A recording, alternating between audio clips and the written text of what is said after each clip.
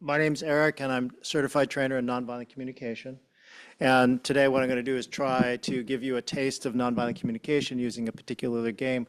So in the room, we're going to play empathy poker, and Noam's going to send you a link that you can download some information in a moment, and you can participate as well. I'll explain in a moment.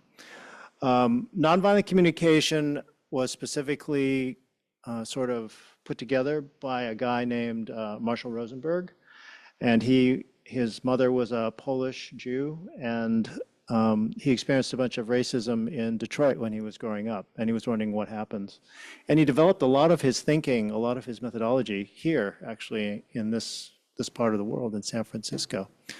And the specific idea is to work with empathy through the language of feelings and needs, the language of feelings and needs. So the handout I've given you in the room and the handout that Noam will give you online has an inventory of feelings and needs. On top of that, I've also added body sensations, which was not part of his original work, and I think it's important as a piece of it.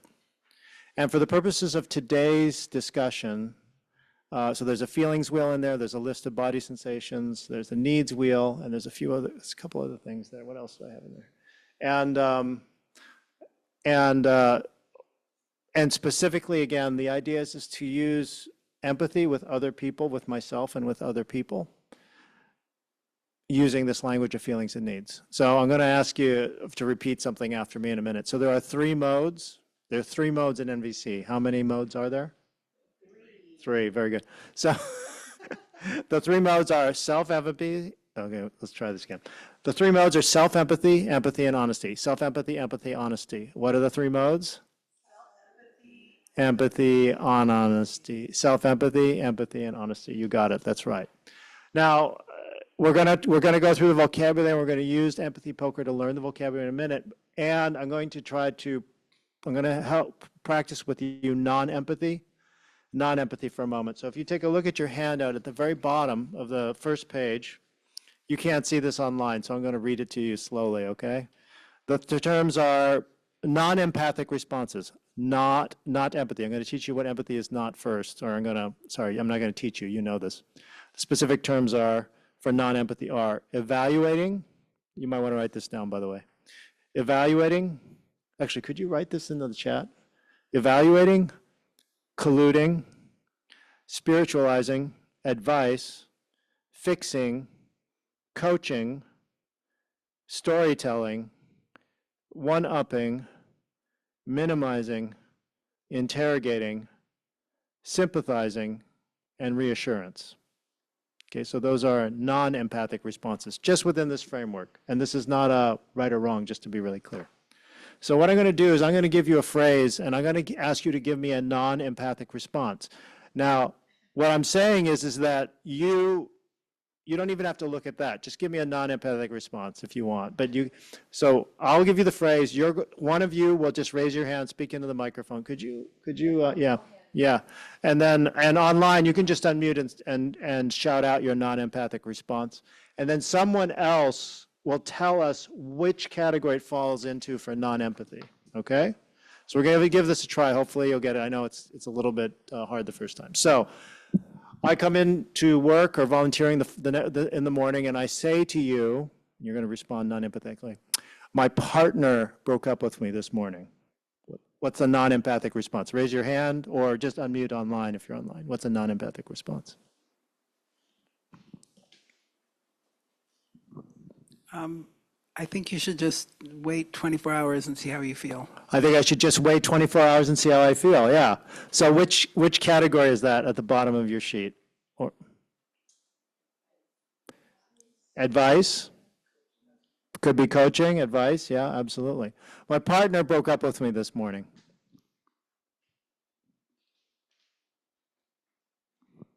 What did you do? What did I do? What did I do? That's right. What did I do? What did I do? Which category is that?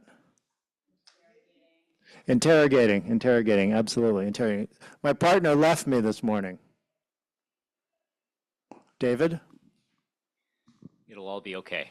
It'll all be okay. It'll all be okay. Which category is that? Reassurance. My partner left me this morning. You got one? They broke up and now they left. They broke up and now they left. That's right.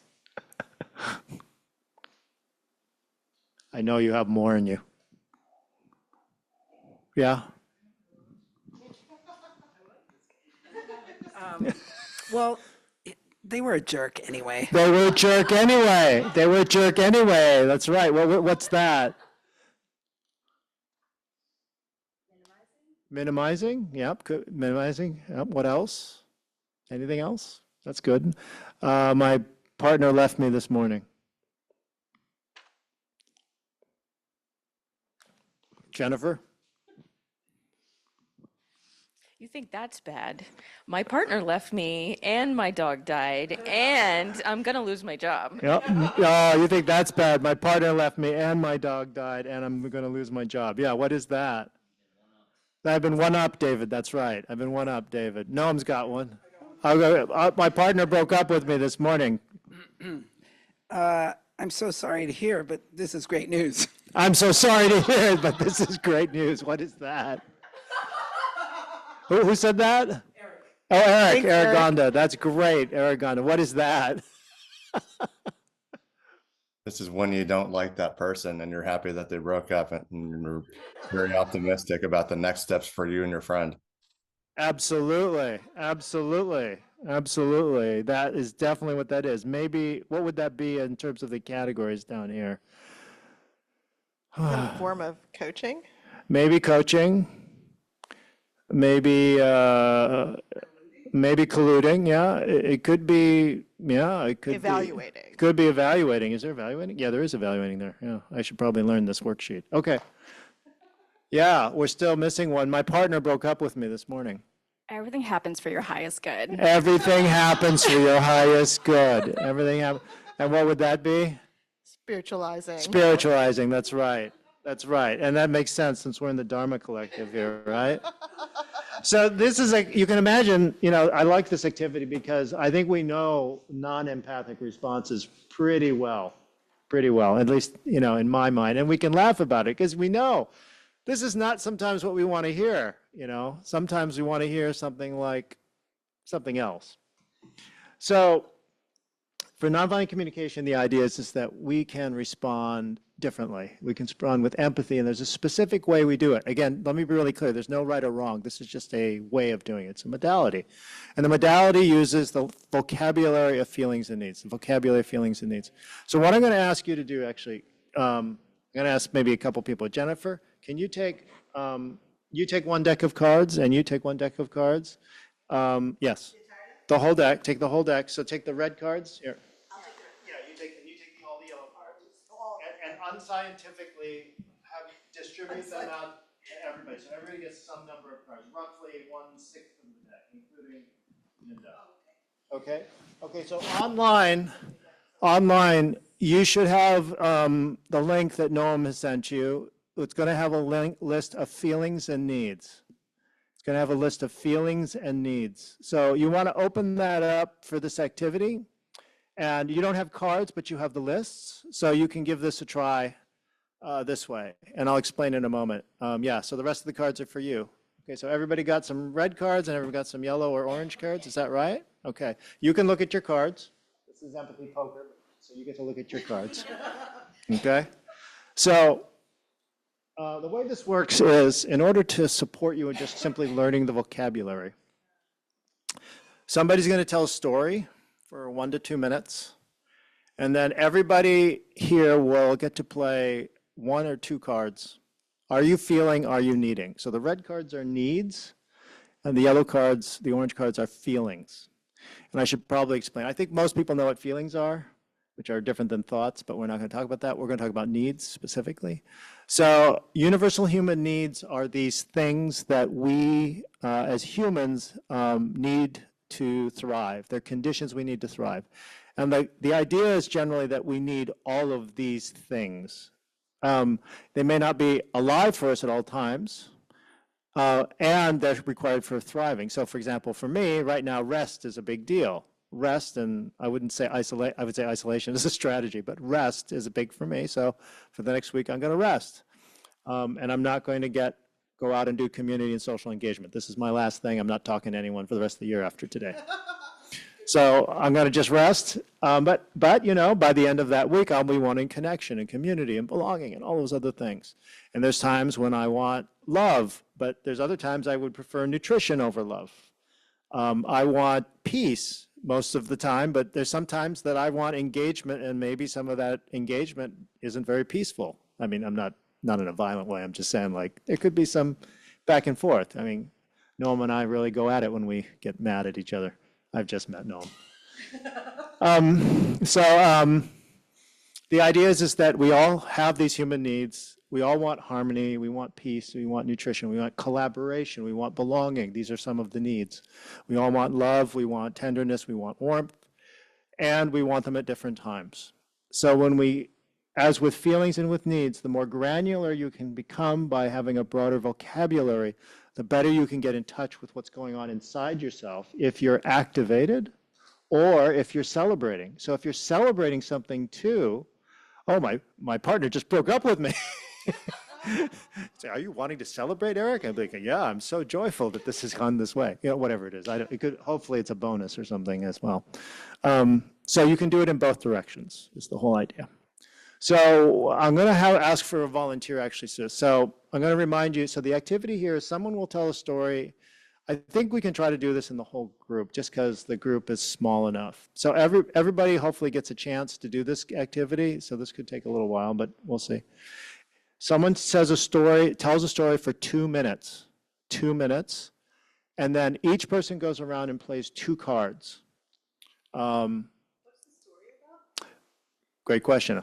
The prompt is one of the 2 things. Something you want to celebrate or say that you're grateful for, or something that's hard for you. Okay? The celebration can be of any magnitude. If it's something that's hard for you, on a scale of 1 to 10, pick something in a 3 or 4 range. The reason, if it's between 1 and 10 and you're in 3 and 4, then you're not in a total trauma. I'm not going to re-traumatize you today if you're at a 10. But if you're at a 2 or a 3 or a 4, there's a little bit of juice in it, so you can get something out of it. If it's a 0, it doesn't bother you anymore, then you won't get any juice out of it. So something that you're grateful for or celebrating, or if it's something that's challenging, moderate level challenge. Does that make sense? And a reminder that we're recording, right. So maybe celebration is, anyway, just remember, you're being recorded. Yeah. Okay. We'll give this a try. So everybody will make 2 guesses. We'll go around twice. That's because it's poker. Everybody gets 2 guesses. And online, you can either type them out or you can unmute. I'll call on you and unmute as part of the turns, and you can just use words from that. And the form is, are you feeling or are you needing? That's it. Are you feeling? Are you needing? Are you feeling? Are you needing? And my suggestion is you do at least 1 needs card and 1 feeling card, but you can do any combination you want. Go ahead.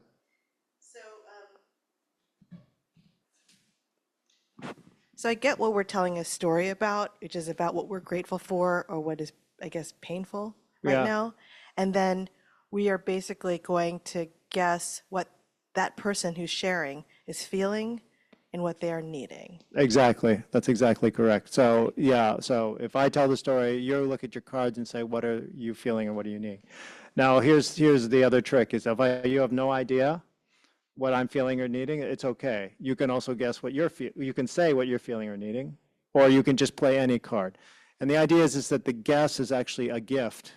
And like any gift, you can refuse the gift. You can say, no, Laura, it's not that. It's more like this. And that's the gift. So at the end, after everybody has guessed and nobody has given any facial expressions the whole time because it's poker, the person will respond for a minute or so and say, yeah, it's really this, and it's this, and it's this. That's true. These things are true. Does that make sense?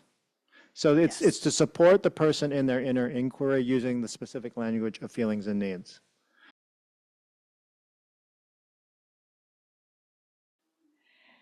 Awesome. Okay, so welcome back.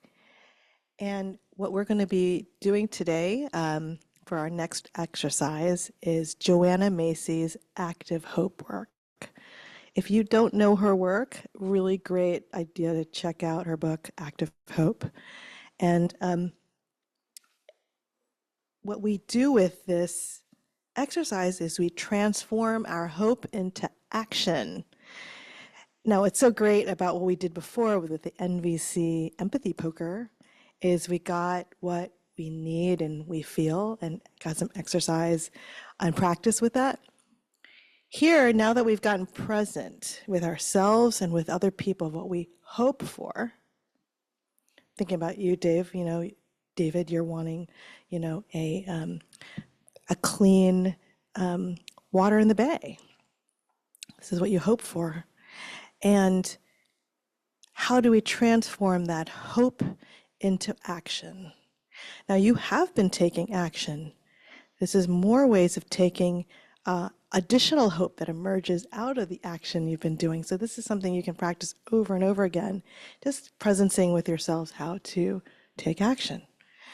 And as an important point, Nelson Mandela, we know Nelson Mandela. If you don't, he was in South Africa, amazing leader who was imprisoned for 27 years for his advocacy work. So talk about 27 years of hoping that this 27 years is worth what you did. And then he emerged to reunite his country after apartheid. Talk about turning hope into action and incredible results. Probably also one of the most successful advocates in our time, along with Gandhi. So active hope as a practice is something we do. It's not something that we have. What I mean by that is we always think ourselves of having hope, but active hope is something that we can do rather than feeling despair. And, there's a lot of despair happening right now. There is something you can do to move it through and have it turn into action.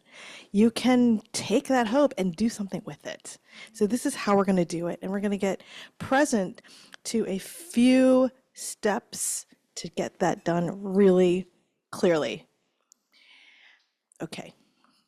Step 1 in active hope is taking a clear view of reality. So that's what we're going to do, is practice taking a clear view of reality in a couple of different ways. Step 2 is then we're going to go back to what we hope for. We're going to state that. And it's going to be in terms of a direction we want to move or something that we have as values that we want to express to the world.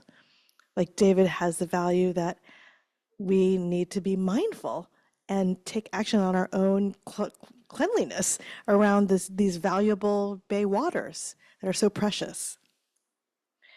So stating what you hope for, and then 3, we'll take steps in that direction. What are the specific steps? And we're going to look at really closely in the types of steps that will have you leaving here with a clear list of what you want to do and that you'll actually want to do. Okay? So clear view of reality is what we'll start with. Stating what you hope for, the next step. And finally, taking actual steps in that direction. All right. And there's one interesting statement. Active hope doesn't require optimism. You can be in total despair and have active hope. It's really cool. You can have despair and have active hope because you can apply these 3 steps with your intention. You don't need your feelings to be aligned. All you need is your intention. Now, remember, we sat and set our intentions at the beginning of this workshop, right? So why don't you take a minute and just sit with your intention. Just remember it. Remember the sentence or the word or the phrase. I had actually asked you, what is satyagraha for you right now and in 2025? And that can be seen as an intention, right? What emerged for me was love. Well, maybe I can play with loving better, or new ways to love as an intention. So think about that, and we'll take a minute, okay? I'll set a timer. Just reflect on, what does my response to what is Sachagra now? How do I turn that into an intention? I'm going to learn or get this thing out of the activity workshop now. That clear? Okay. Starting now. 1 minute. What is your intention for this activity? Based on what is Sachagra for you right now?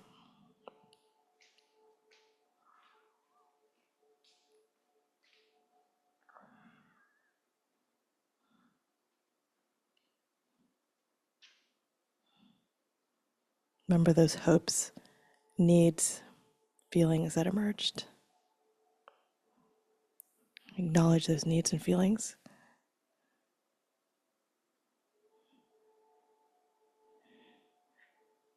What can you have right now in terms of Sachagra?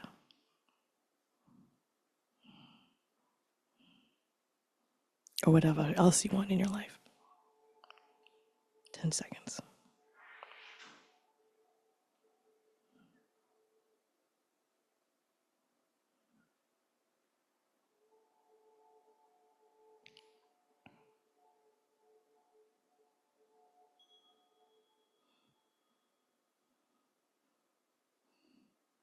Okay.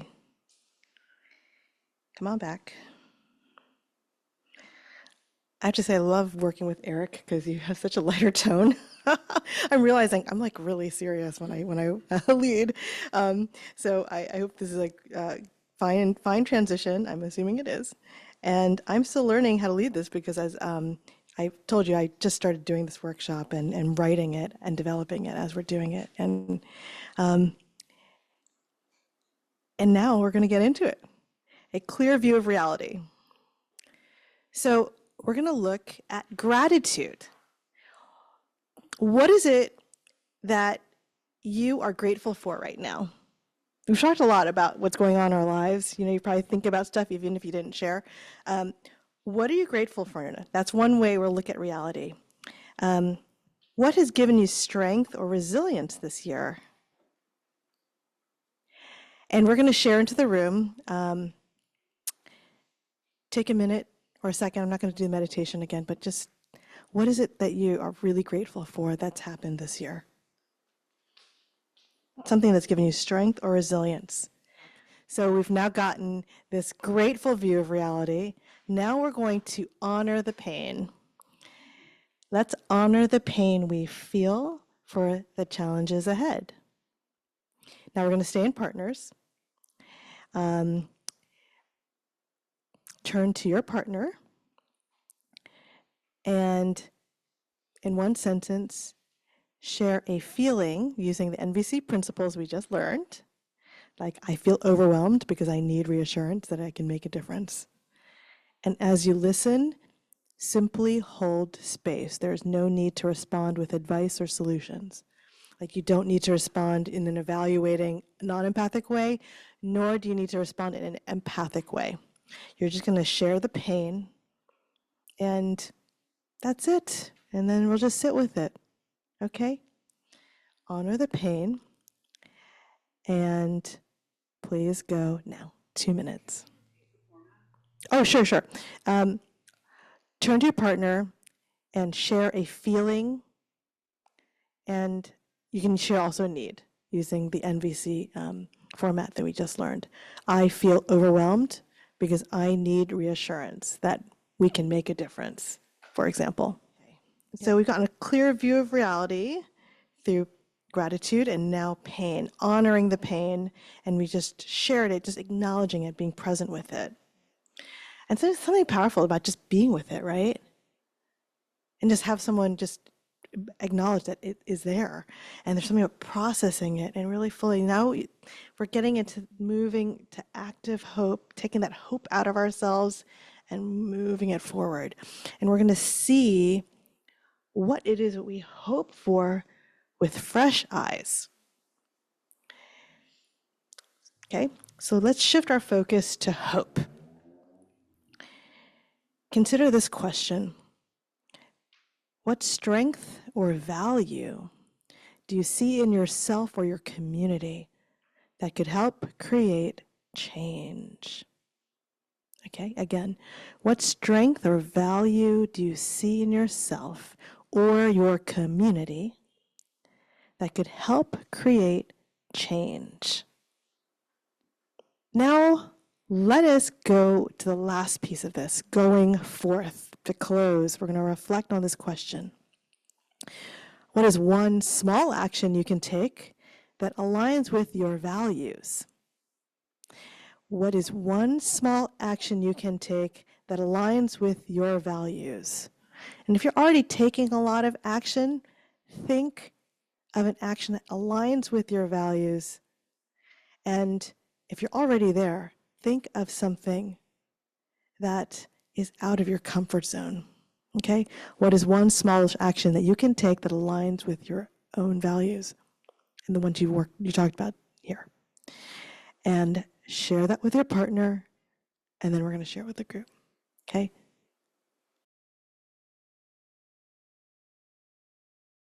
And I'm going to share my action, which is to state the intention over and over again that what we're creating here in this workshop, what we're co-creating, what we're all co-creating, is a co-created community. So this is not just about me teaching you or Eric teaching you. The intention of this is actually to create people who might be interested in also sharing this exact curriculum with your communities. And I will make it available as soon as I can get my act together and actually write it down as simple as possible. But it was actually inspired by this really great organization that's been organizing politically in the Bay Area. And I took their idea, which a lot of activist organizations do, it's how to organize a meeting for your people. But this group, which I'm not going to name because I want this to be basically multi-partisan, is I'm just taking this idea that a lot of organizations do and give to you a very simple outline that you could do as a conversation just with friends, or you could do it with coworkers, or you could do it as community, okay? Because, like I said before, we are all we are all one. And I think people are realizing after all the elections and all the things that have happened the past 8 years, there's a big change and shift that's happening, and a lot of scary stuff is emerging. But we can respond together, and we don't need to be beholden to the things that break us apart. We have choices. We can take our despair and use active hope and nonviolent communication and practice it every day, whether it's teeny tiny thoughts to actual workshop conversations or something in between. We can do these things to change the course of despair that a lot of people see. And here's the space we're holding for it. So thank you, guys. And if you, we only have a few more minutes. I just want to share that I will be doing, or we will be doing this meeting regularly. I'm aiming for once a month in different places, like the Dharma Collective, like Ground Floor. If there's a space that you think would be great to deliver this, or community, I can, or Eric, we can help you deliver this. We can do this with you, or I can use your own outline and do it and deliver it yourself. And that's just me taking action. Now, I just want to give us a final meditation. And we'll do 5 minutes let's return to that inquiry I had at the beginning. What is satyagraha, truth force, to you now and in 2025 after this conversation? What might it look like?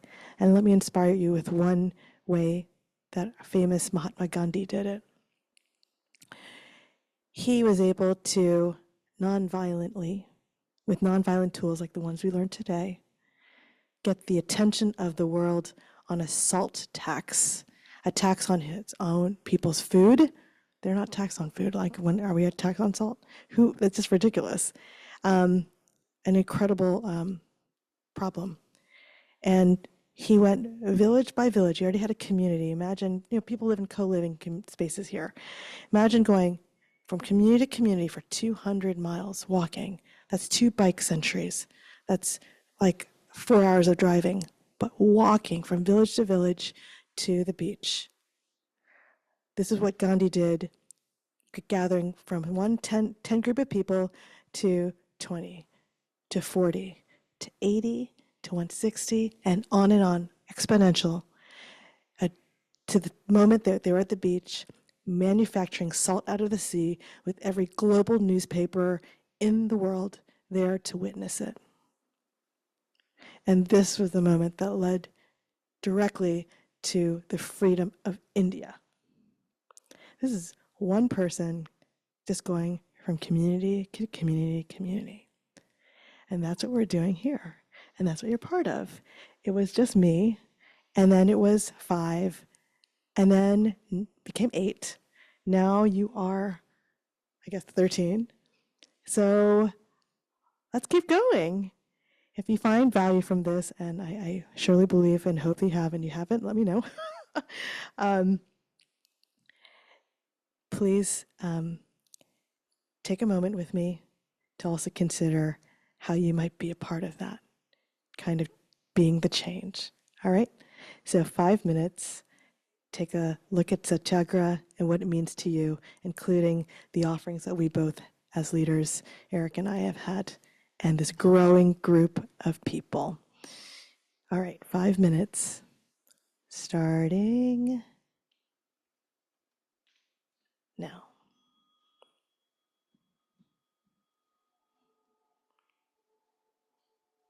Truth force, spiritual truth, the force of love.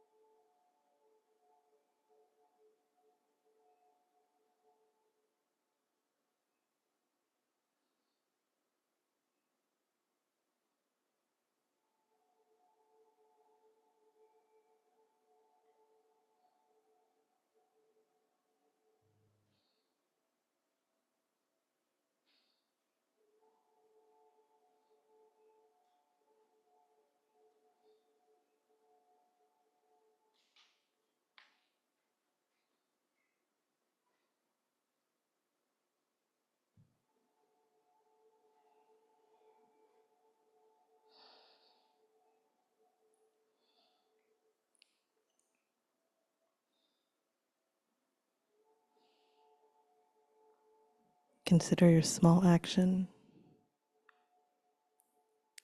and what is Satyagraha to you now and in 2025.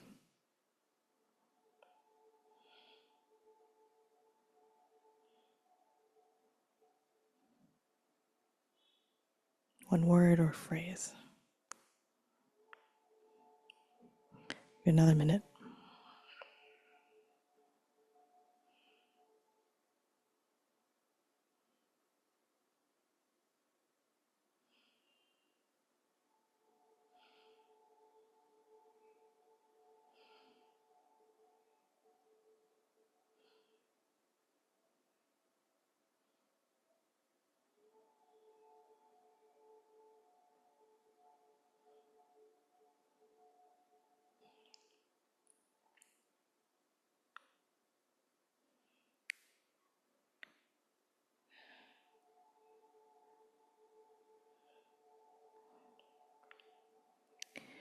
And as you come to consider that word or phrase,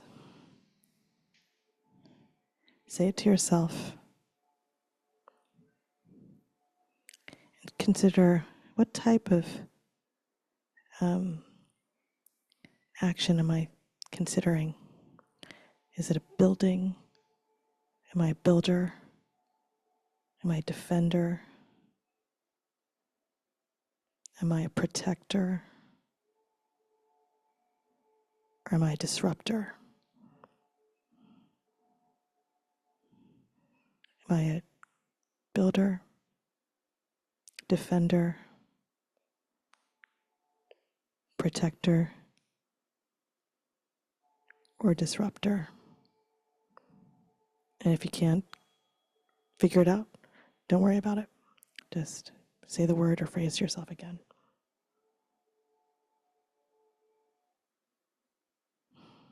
Okay.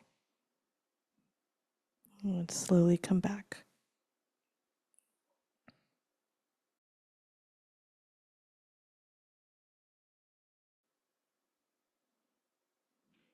Okay.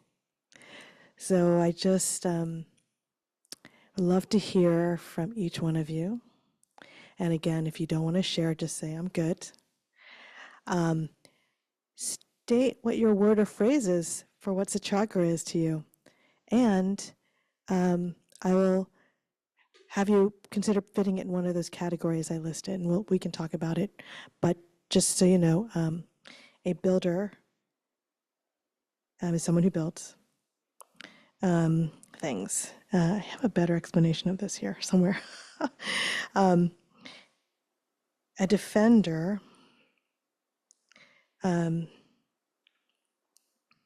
let me state it the way it's written here, okay? Some of us are protectors, advocating for vulnerable communities. Okay? Protectors advocate for vulnerable communities. Some are defenders, standing up for what's right. Politically, democracy and institutions, in terms of personal, just what matters to you. Others may be disruptors, resisting harm, resisting systems, while builders focus on creating what's better, a better future, a better situation. Which of these roles resonate most with you? And I'll state it one more time. And again, think of it in terms of what phrase you came up with for Satyagraha. Protectors advocate. Defenders stand up to things. Disruptors resist systems and harm. Builders focus on creating a better future or better situation. Which of these roles resonate most with you? We went through all of these different roles because this shows us how we kind of fit into the larger picture of how we can all work together, because people have different strengths and different roles. And I hear a lot of builders on this side, and then the protector, defender, builder hybrids here. And you can start to see how there's ways you guys can support each other by building communities that can do protecting and defending, right? So that's in terms of working with systems and like social organizing and political organizing. Then there's also ways we can work together as people, right? Being aware of the role that you play in your own community. And, if you're a protector, defender, what is it that other people around you are responding to you when you're naturally like that? If you're someone who's naturally a builder, I'm finding you're someone who's always wanting to create solutions. And sometimes people don't want solutions. Or sometimes people are like, all they want to do is be around you because you're fun and you make creative things. So it's like there's something about your role that kind of shows you who you are in our overall oneness. So just think about that. I find that, do you guys know Myers-Briggs, that personality type inventory? If you don't know about it, it's a free test or a very expensive test, depending on how you do it. And you find out 4 different factors of your personality that put you into the categories that are sort of similar to this. And they're used to put together teams of people and corporations. But it's also really interesting reading about your role online because it also shows you how you interpret the world and how other people interpret how you are. And that's really good to be able to get really clear on, because then you can see that it's not all about you having to figure everything out, but figuring out stuff with other people and the different strengths they have creates different solutions and different ways of thinking that you might not have been able to do on your own. And you can come up with more powerful things for your community, with all those different roles coming together for solutions. So just think about that. And what are the different Legos in this panoply or cornucopia of human beings that are existing? Right? My training is actually as a psychologist and building psychological assessments. So I geeked out on this stuff for years, and then realizing there's not a lot of people who really take this and do something with it. So I'm kind of like figuring this out, how do you plug in these pieces? You can figure out things that seem straightforward, like talking about your feelings, to talking about your needs along with your feelings. That's a big shift, bigger than I realized. And I'm working with Eric a few times on this and seeing the impact it had on my life. This tiny nuance of adding need, not just feelings, makes a humongous difference. And like, why is that? I'm still going, why is that? Why is it so powerful? And it's the ability to create a shared reality with people. It's a way to create a shared reality and a shared truth that you can talk about. Our language can be used to divide, and it can be also used to create shared reality. So consider that going forward. And this is, again, why I'm considering that this meeting is not just about me and the Co-Caring Initiative, my nonprofit that we're doing this with, or the meditation practice with San Francisco Dharma Collective, although I would really love for you to experience that as well. So it is about those things, but it's also about what you guys are up to. And so I'm now curious about the different strengths and different work that each one of you do that fits into this journey that is now emerging, like a road that's unfolding before us right now. It's just unfolding. And the world has all these tectonic plates that are shifting around, and we see these really big movements, and only the news reports on the really bad ones and the really angry ones. But there's really amazing things that are also happening in those tectonic movements. So how can we amplify them? Just like Gandhi, Martin Luther King, Nelson Mandela, because each of us have the ability, it's inside of us to do that together. It truly is. And I'm very inspired by the phrase by Thich Nhat Hanh. Thich Nhat Hanh is I think he's a Tibetan? Sorry, he's Vietnamese. I met him when I was 10. Oh, wow. Yeah, he drew a lotus in my Oh. scrapbook. So, like that's what I'm saying. We are right now connected to Nanan. And he said this very powerful phrase. The next Buddha is not a person, but is a community. The next Buddha is not one person or an individual, but it is a community. So this is the community. So San Francisco Dharma Collective is the community. And how can we create satyagraha together? What does it look like in 2025? So now I'm just going to share a few things. I selected a couple multi-partisan type of activities to consider working with us on. First, who has heard of the Equal Rights Amendment?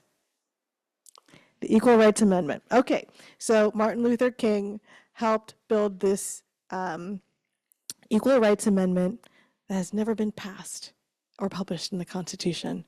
It was ratified by all the states, by 38 states as required back in 1982.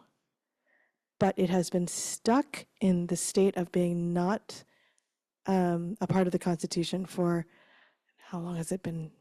22 years? Or longer? 32 years. 42 years. Oh my God. 42 years. And yeah, I was 8 years old. Yeah, I'm 50 now. 42 years. And the reason is that there were 3 states who ratified the amendment late. They had set a deadline for the states to ratify it, and 3 states ratified it late. And it's caused this legal conundrum that makes it that Congress decided that they're not going to publish it, which makes absolutely no sense, as you probably can tell, because there's nothing in the Constitution that says there must be a deadline that is met. There's no technicality to deal with there in the Constitution. It's a technicality that people are just bringing up because they don't want it to pass. So what's needed is for Republicans to simply vote to put aside and dismiss this technicality. Just 4.